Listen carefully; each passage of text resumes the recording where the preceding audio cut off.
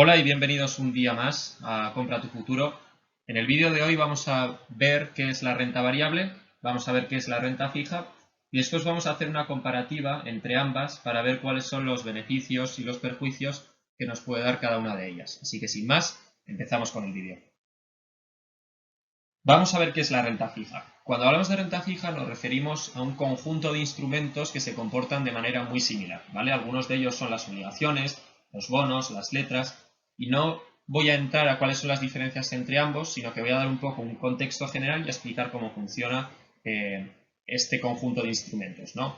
Con cada uno tendrá sus particularidades, pero siguen un esquema muy similar. Entonces, empezando por el contexto, esta clase de instrumentos financieros los emiten dos tipos de agentes. Los primeros de ellos, las empresas, ¿vale? Cuando una empresa no quiere emitir una acción o cuando una empresa no quiere comprometerse con una entidad bancaria, por ejemplo, porque no quiere un crédito de un banco, tiene una opción que es emitir deuda para que un particular, como nosotros, pueda prestarle dinero, ¿vale? Entonces lo que haría esa empresa sería emitir un bono y alguien compraría ese bono y le prestaría ese dinero. El segundo tipo de agentes que tenemos dentro de los emisores de renta fija son las administraciones públicas y aquí hay un gran conjunto de administraciones, ¿no? O sea, pueden ser los ayuntamientos, pueden ser las comunidades autónomas, pueden ser los estados, y un poco en función de cómo se organice cada estado, pues tendremos distintas administraciones públicas que puedan emitir renta fija, ¿vale? Pues una vez ya hemos conocido el contexto y los agentes que puedan emitir o que pueden emitir esta renta fija, vamos a ver cómo funciona el esquema general, ¿vale? Entonces yo como inversor puedo ir a una subasta de deuda pública o a una adjudicación de obligaciones empresariales y lo que implica es que yo en el día cero entrego un dinero que es el dinero que estoy prestando y eso me da derecho a dos cosas. La primera, me da derecho a cupones, es decir, que por el dinero que yo estoy dejando y el riesgo que yo estoy asumiendo por dejar ese dinero, me van a pagar un interés y ese interés se paga a través de un porcentaje que se me va dando todos los años o con la frecuencia que acordemos, ¿no? Pero imaginaros, si yo presto 1.000 euros y hay un cupón de 5% anual, pues todos los años yo recibiré 50 euros, ¿vale? Hasta que acabe la relación por la cual nos hemos comprometido una vez yo he comprado ese bono, ¿no? O el instrumento del que estemos hablando. Al final del plazo, lo que ocurrirá es que se me dará un último cupón y además se me devolverá ese dinero que entrega al principio, ¿vale? Si eran 1.000 euros, me darán 1.000 euros. Aquí normalmente se suele devolver algo más del dinero que prestaste al principio, ¿no? Digamos que se da como un cupón extra a la hora de devolverte el dinero, pero no vamos a entrar tampoco a este grado de detalle, ¿no? Así que si os fijáis en conclusión, hay dos vías de retorno, ¿no? La primera de ellas es de retorno para un accionista. La primera de ellas es a través de los cupones que me vayan dando y del principal que me devuelvan cuando acabe la relación de renta fija, o hay una segunda vía de retorno que es que yo compro los bonos en un inicio, pero después los vendo a un tercero en un mercado, ¿vale? Para cerrar mi posición antes de esperar a que acabe el dinero o el plazo por el cual yo le he entregado mi dinero a una empresa, ¿no? Al final, si os fijáis, esta parte justa funciona muy similar a las acciones. ¿Por qué? Porque las acciones no tienen por qué ser compradas desde un primer momento en la oferta pública inicial, sino que puedes comprárselas a un tercero que las adquirió en ese momento y que ahora quiere deshacerse de ellas. En ese sentido, la renta fija también nos da esta oportunidad. Muy bien, vamos a ver ahora cómo funciona la renta variable. Dentro de la renta variable nos estamos refiriendo a instrumentos como las acciones, que son las más conocidas, ¿vale? Y como su nombre indica, ya no tenemos esa previsibilidad que nos daba la renta fija, sino que ahora no podemos saber cuál va a ser el rendimiento que nos vayan a dar los instrumentos de renta variable, ¿vale?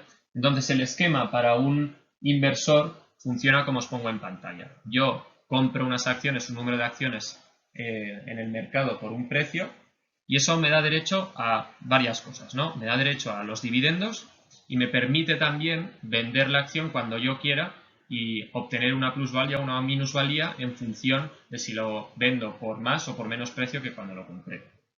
¿Cómo funcionaría esto?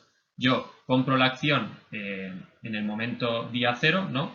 Y a partir de ahí se me pueden dar o no dividendos. Pero aquí una parte importante que tenemos que entender es que los dividendos, primero, no tienen por qué ser siempre la misma cantidad y segundo, no tienen por qué pagarse todos los años ni con una frecuencia que preconozcamos, ¿vale?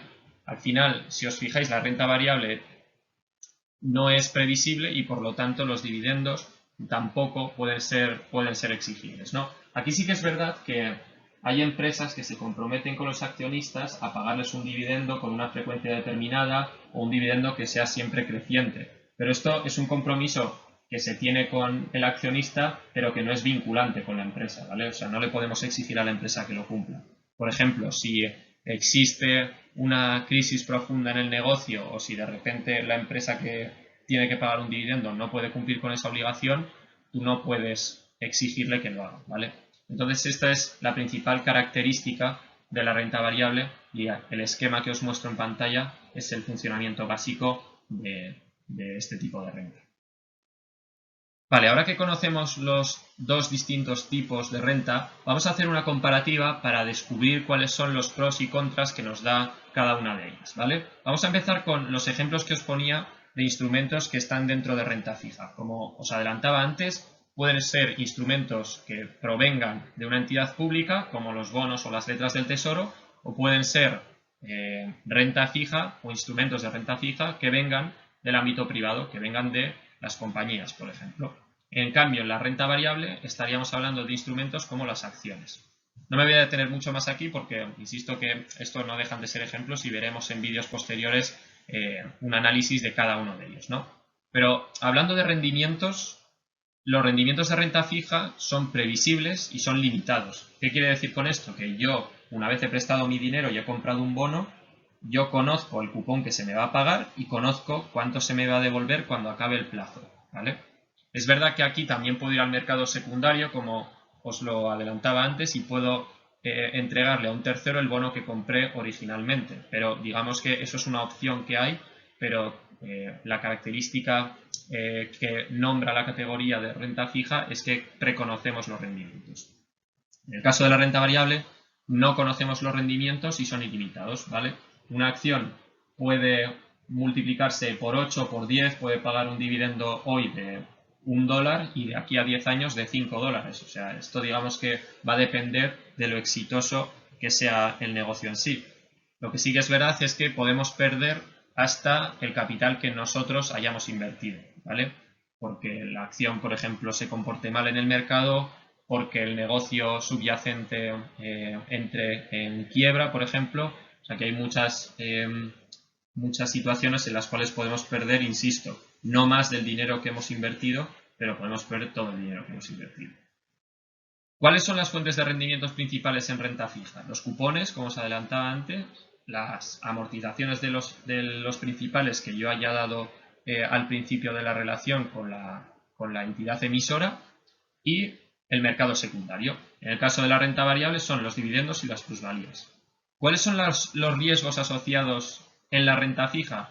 Pues el principal riesgo es que el emisor no pueda cumplir con alguna de las obligaciones, ¿vale? Que alguno de los cupones no pueda pagarlo o que no pueda devolverte todo el principal. Aquí, en función del riesgo que estemos asumiendo, lógicamente pediremos más interés, ¿no? No es lo mismo prestarle dinero a Alemania, imaginaos a 30 años, que puede llegar a tener incluso tipos de interés sobre su deuda negativos, que prestarle dinero, por ejemplo, a otros estados como Argentina, por ejemplo, ¿no? Que tiene una situación económica y una política monetaria que hace que prestarle dinero a este estado sea mucho más arriesgado. Por eso Argentina tiene que darnos un mayor interés porque estamos asumiendo más ese riesgo asociado principal a la renta fija. En el caso de la renta variable, el riesgo asociado es que el negocio subyacente de nuestra acción, es decir, el negocio que haya emitido nuestras acciones, se comporte mal, ¿vale? Que pierda dinero, que entre en quiebra, que tenga un caso que le afecte reputacionalmente, etc. Vale, vamos a ver cuáles son los distintos derechos a los que nos da acceso la renta fija. Es únicamente aquellos derechos de carácter económico. ¿Por qué? Porque cuando yo tengo un bono o una obligación con una empresa o con un estado, yo no tengo el derecho a, digamos, decidir sobre nada de la política ni nada de la gestión de la empresa, ¿vale? Ni del estado. En cambio, en las acciones sí tengo derecho a decidir, por ejemplo, cuál va a ser la junta o sea, dentro de la Junta, a cuál va a ser el Consejo de Administración, puedo decidir cambiar los estatutos, puedo pedir que se apruebe un reparto de dividendos, etcétera, etcétera, ¿vale? Entonces, esta es una principal diferencia, ¿vale? En el caso de la renta fija, si hablamos de la volatilidad histórica, estamos hablando de una volatilidad media baja, ¿vale? No quiere decir con esto que no haya volatilidad, simplemente es una cuestión comparativa, ¿no? De si cogemos todos los instrumentos que hay en el mundo financiero, la renta fija es uno de los instrumentos con menor volatilidad histórica. En cambio, en caso de la renta variable, la volatilidad histórica asociada es más alta. Por último, vamos a ver cuáles son las diferencias en vencimiento. En renta fija hay vencimiento, ¿vale? Y se pueden emitir a muchos años las obligaciones de renta fija, pero siempre va a haber un plazo en el cual se termine la relación, ¿vale? En el cual ya no nos paguen más cupones y nos devuelvan el dinero que le prestamos al principio al agente emisor, ¿vale?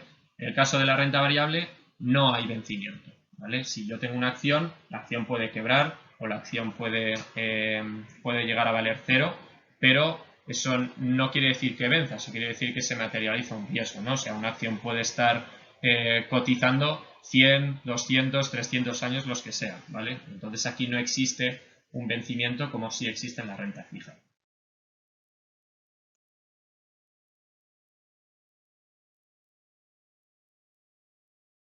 Como veis, tanto la renta fija como la renta variable presentan grandes diferencias entre ellas, lo que nos permite poder tener una flexibilidad mayor de cara a decantarnos por una de las dos en función de nuestros objetivos, en función del plazo por el cual queramos estar invertidos, en función del riesgo que queramos asumir, etc. Probablemente, y una de las estrategias más utilizadas en el mundo de la inversión, es combinar ambos tipos de rentas en función de los objetivos que tengamos. Y habréis visto muchas veces que distintas instituciones financieras o bancos, cuando ofrecen productos bancarios, normalmente nos dan productos que combinan ambos tipos de renta, ¿vale? Esto lo veremos en los próximos vídeos porque quizá es algo más avanzado y quería primero únicamente explicar cuáles eran las diferencias entre ambas y después ver qué estrategias podemos hacer con ellas. Así que si este vídeo te ha parecido útil, apoya el canal, dale un like y suscríbete y nos vemos en los próximos vídeos.